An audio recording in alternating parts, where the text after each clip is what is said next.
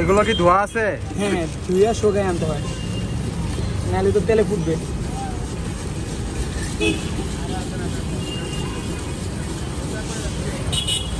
ভাই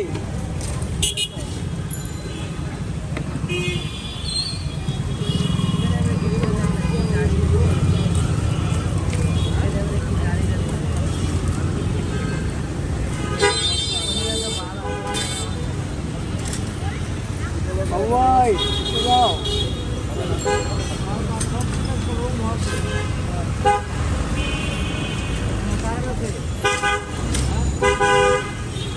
ওদেরকে আমি শিখাইছি, দোকানটা দেখছেন না, আরেক জায়গায় চাকরি করতো। সমস্যা আছে ভাই আমার, এটা কাস্টম।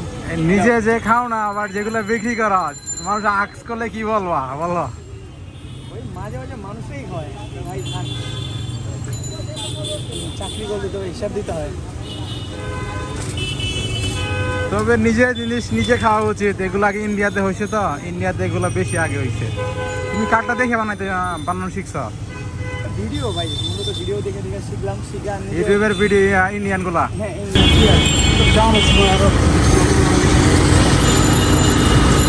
এগুলো দেওয়ার সাথে সাথে বলবো ই উঠে, কেমন জানি একটা উঠে না? হ্যাঁ হ্যাঁ, ওটা আলুর কষ্ট না, কাঁচা আলু না। এটা জন্য বয়েল কি ঠান্ডা নাকি, বেশি গরম নাই নাকি? হ্যাঁ, আলুটা তো পুরোটাই পানি ভাই, 8-10টা আলু ছাড়া হয় তো।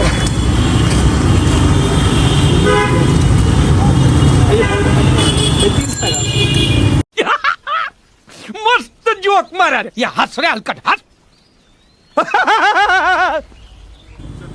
হোয়াট? এটার দাম 30 টাকা। এটার ভিতরে সে কি কোনো কিছুই দিল না, কোনো কিছু দিল না, শুধু জাস্ট আলুটা আর তেলটা সে সুন্দর করে কাটছে এটুকুই। এটার দাম 30 টাকা।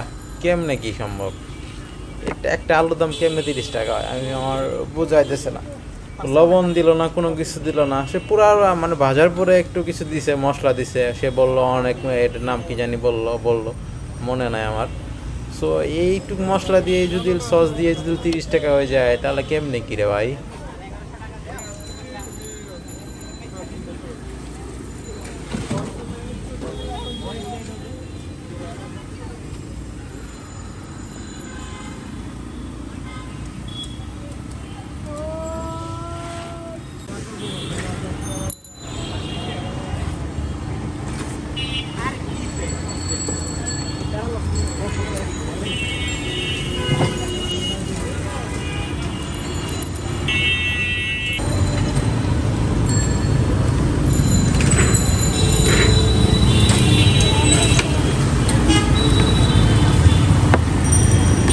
আমার একটা দিয়ে ভালো দেখে টেস্ট করে দেখি কেমন লাগে।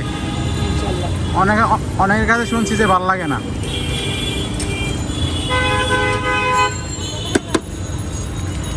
এগুলা কি দিতেছ? এটা 8-10 টাকার মশলা।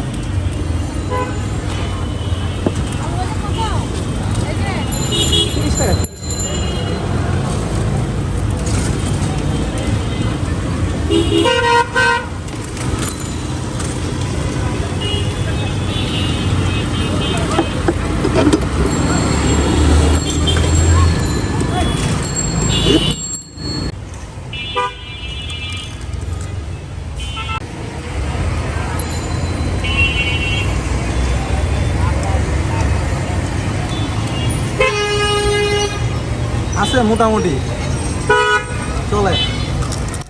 ভালো বলা যায় না, খারাপও বলা যায় না, চলে মোটামুটি। বেশি একটা খারাপও না, ভালোও না। আলু ভাজলে যেমন লাগে সেরকমই, আলু ভাজার মতো। বাট ভিতরে কোনো স্বাদ নাই, এক্সট্রা কোনো স্বাদ নাই। রিভিউ যেগুলো দিয়ে সেগুলো ট্রু রিভিউ, বেশি একটা ভালো লাগে না আমার কাছে।